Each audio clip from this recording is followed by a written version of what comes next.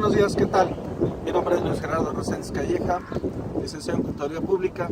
Actualmente me encuentro estudiando una maestría en la Universidad del Valle de México en el campus Lomas Verdes. El día de hoy me voy a permitir compartir con ustedes algunas reflexiones acerca de la problemática más grave que sufrimos los habitantes del Valle de México. Sin lugar a dudas, el abastecimiento del agua potable. Para entrar en contexto me gustaría remontarme un poco a la historia para establecer el privilegio de la zona lacustre que significó durante muchos años este Valle de México, en aquella época llamada el Valle de la Anáhuac. Todos sabemos que en ella se estableció una de las culturas más importantes en la historia del desarrollo del hombre, la cultura azteca. De hecho, ya en plena época de la conquista, cuando Cortés va a llegar al Valle de Tenochtitlán, le refiere en su primera carta de relación al rey Carlos V que encontrándose entre los dos volcanes pudo observar por primera vez la majestuosidad del Valle de la Anáhuac y en ella establecida la Gran Tenochtitlán. En esa carta refiere que dicha ciudad se encontraba rodeada de 5 grandes espejos. Estos grandes espejos que hacía referencia al conquistador no eran otra cosa más que el lago de Zumpango, el lago Texcoco, el lago Jaltocan, el lago Xochimilco y el lago de Chalco. Asimismo, la ciudad se encontraba rodeada, llena de grandes ríos. Lo que hoy precisamente conocemos como calles, como avenidas, como el río San Joaquín, como río de la Magdalena, río Mixcoac, río Churubusco, río La Piedad, eran eso, precisamente en aquellas épocas, eran grandes ríos. Hoy todos ellos están entubados o simplemente ya no existen. Pasada la conquista, la ciudad nunca se vio en problemas por el abastecimiento de agua potable debido a los grandes mantos acuíferos que proporcionaba esta zona lacustre. De hecho, el problema que vivieron en la época virreinal fueron 2 grandes inundaciones que llegaron a considerar el cambio de la ciudad, trasladarla a otro sitio porque la Gran Tenochtitlán fue arrasada y sobre ella construyeron la Nueva España, pero sin orden y sin ningún tipo de infraestructura hidráulica.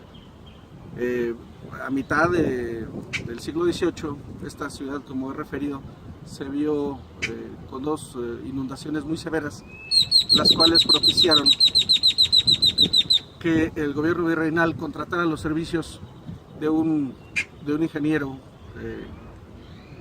italiano de aquella época, muy afamado, de nombre Enrico Martínez.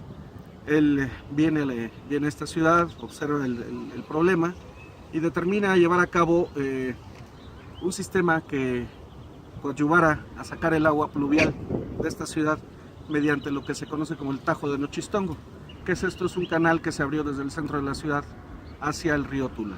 Esta es la primera obra de ingeniería hídrica en esta ciudad.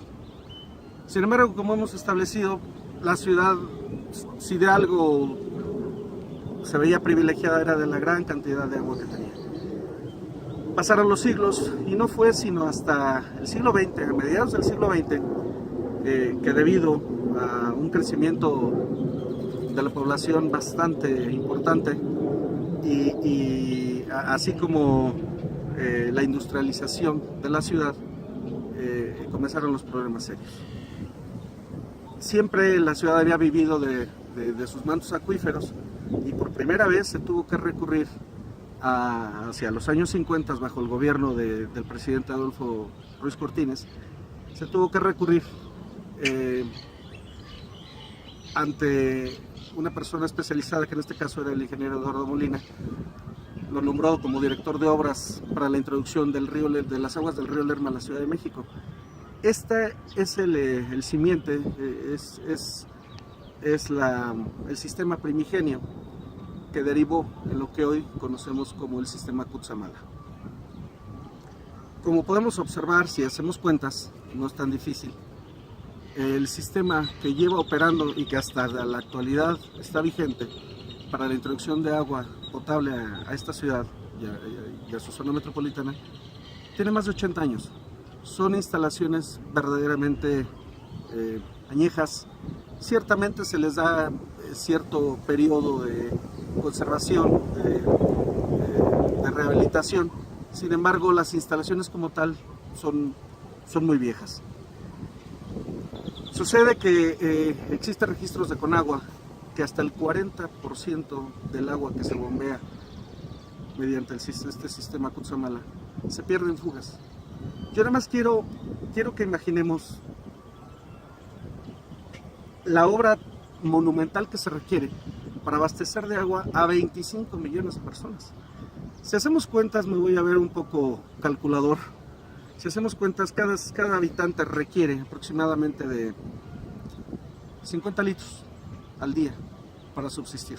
Si somos 25 millones, yo quiero que nos imaginemos la cantidad de agua que se requiere para que esta ciudad camine, para que esta ciudad funcione. En ese sentido, el sistema Cutzamala, considero, ya llegó a un límite en el cual no puede generar mayor flujo de agua a esta ciudad, debido precisamente a las fugas y al abastecimiento mismo de las presas del sistema. ¿Qué se requiere? La solución se dio en 1999, cuando se llevó a cabo un proyecto conocido como el Acuaférico. Este proyecto inició sus obras en 1999, como referido. Sin embargo, y como bien sabemos, en esta ciudad, en este país, nunca se ponen de acuerdo las partes involucradas. En este caso, las autoridades federales, por medio de la Comisión Nacional del Agua, el gobierno del Distrito Federal, hoy de la Ciudad de México, así como las autoridades del Estado de México, nunca se pusieron de acuerdo. El proyecto comenzó, pero hacia el 2001, 2 años después de su comienzo, abortaron la idea por temas partidistas, temas presupuestarios, etc. La solución está ahí. ¿Qué es el Acuaférico? El Acuaférico es una red hidráulica, la cual se tiene contemplado que abastezca esta ciudad mediante 90 metros cúbicos por segundo. Su cantidad suficiente para abastecer a todo el Valle de México, en particular la zona oriente de la ciudad. La zona oriente, como bien sabemos, hasta el día de hoy,